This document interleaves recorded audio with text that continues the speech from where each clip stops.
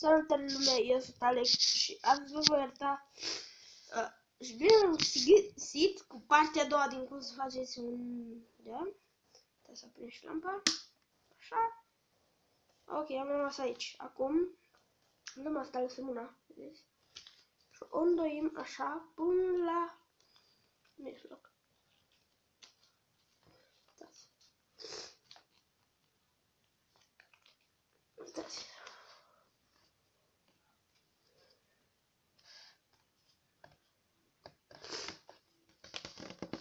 Linia mijloc, dar nu o face cu linia lor, numai doar puțin așa. Asta o facem. Pac. Așa, acum o desfacem așa. O ducem dincolo. Și acum punem aici degetul. O apăsăm așa pe deget. Deci așa o apăsăm. O să vă arăt. Deci așa o apăsăm. Bine. O apăsăm așa. Ca să ajungă până la linia de mijloc asta, partea asta. Așa o doi.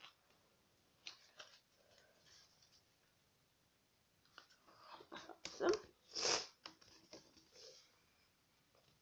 Și uitați. Acum o desfacem și punem așa, dar să nu apăsați. Așa se aici, da. Să nu apăsați pe asta. Bun, o luăm și pe asta altă. Facem tot așa.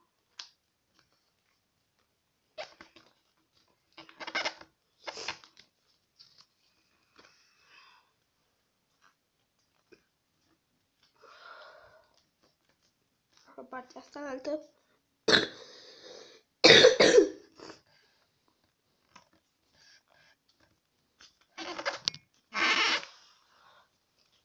Așa, așa cum. Așa. Avem două părți de astea. Vedeți? Și trebuie să spun. Luați asta, partea asta. O trageți așa. Acum aici veți avea niște liniuțe. Așa. Și acum luăm pixul. Ținem noi așa. Această linie. Așa. Și acum această linie. O marcăm până aici. De aici așa în jos pe linie. Și asta altă așa. Pac. Pac. O să vă arăt acum cum trebuie. Dar nu apăsați, doar atâta, frecați puțin cât să fie un semn. Eu nu vreau să mai scrie pixul meu. Gata.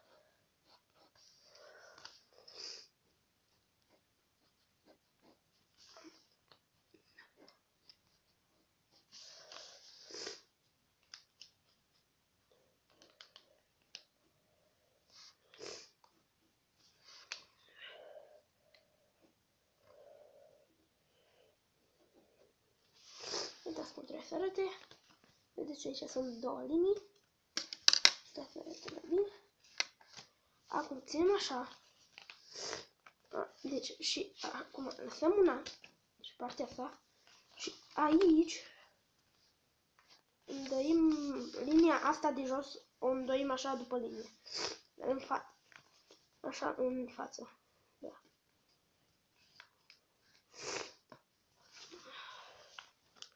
După linie, deci chiar pe linie îndoim.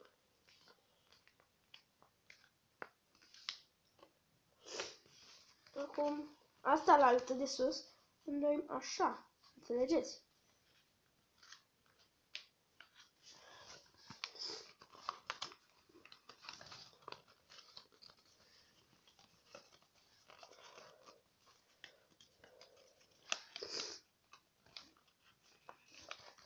Și acum, așa, vedeți, asta le apăsați.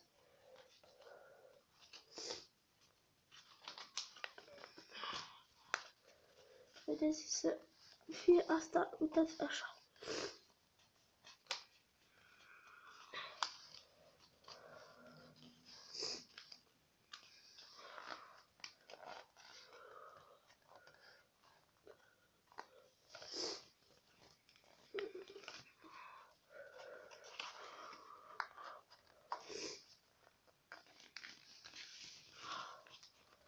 Acum când am făcut-o, o îndoiți așa în spate. Uitați, o facem, o lăsăm.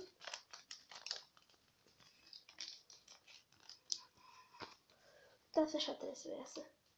Și pe partea asta arătă așa.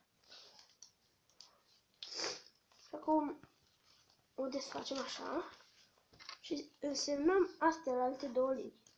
Și de partea asta.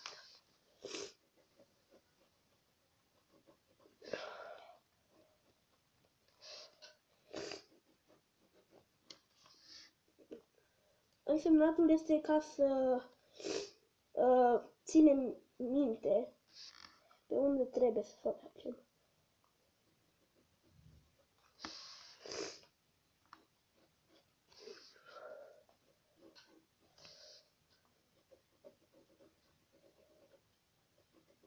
Așa.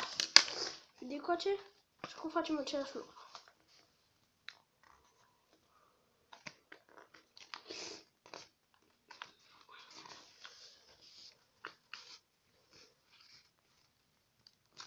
Da, să facem același lucru.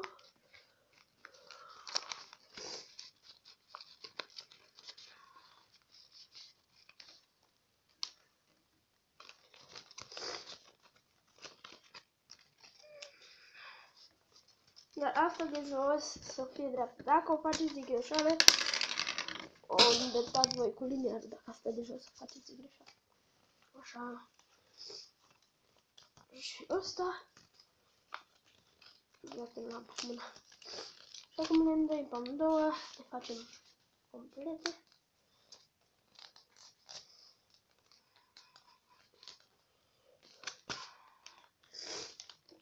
Așa. Acum luăm asta, linearul, și facem aici în toate părțile așa cu linearul.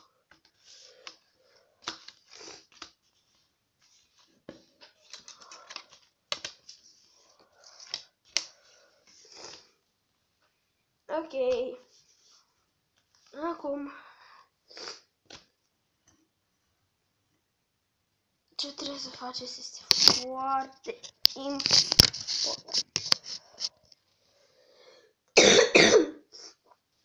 Asta o ridicăm și partea asta, deci partea asta, o dăm până la linia asta, deci până la linia asta o dăm. Asta de aici. Vedeți? Până la linia asta.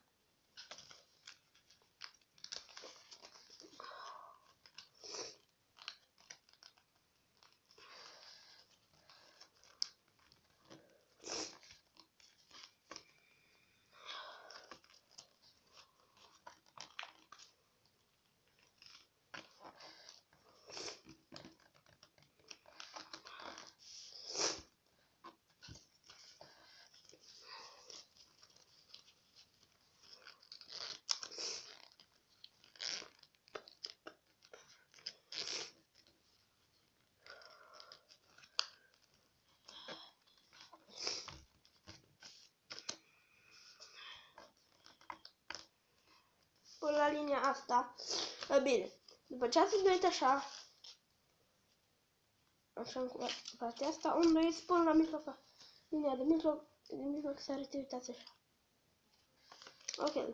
Acum facem același lucru și pe partea asta arătă. Ok, lume. Așa.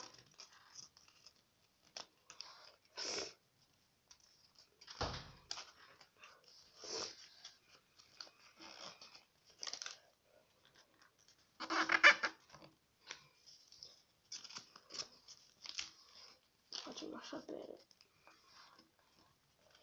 aceeași măsură.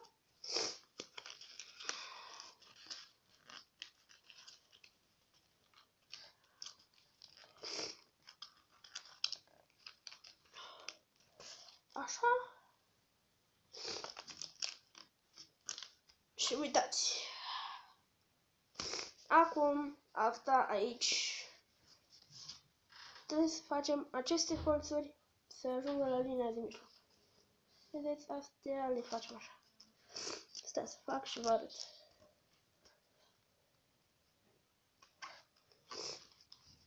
Ok, lume.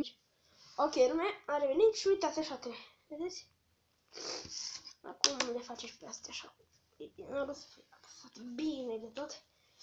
Și acum, ce trebuie să facem? Este să luăm aceste colțe, să dăm în două. L-am așa în două, uitați așa. Pac. Vedeți, astea sunt așa. Apoi, atât, îl dăm atât, așa. Partea asta, să arăt. Stați. Uitați așa. Și asta la altă, asta la altă. Asta la altă parte, stați. Să arăt așa. Le ridicăm. Le punem așa pe masă și apăsăm tare. Uitați.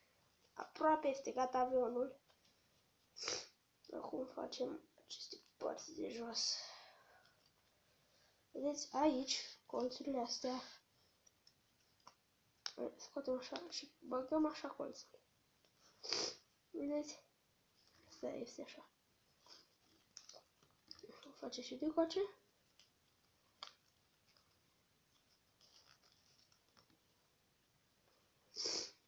Așa. Mai iar facem același lucru, luăm și liniarul. Hai să pun așa mai jos. Ăsta. Acum frecăm. Așa și așa. Și ăsta este F16. Ce șmecher. Ok, deci dacă ați cu acest video, eu am stat și vreau să pa. 10 minute.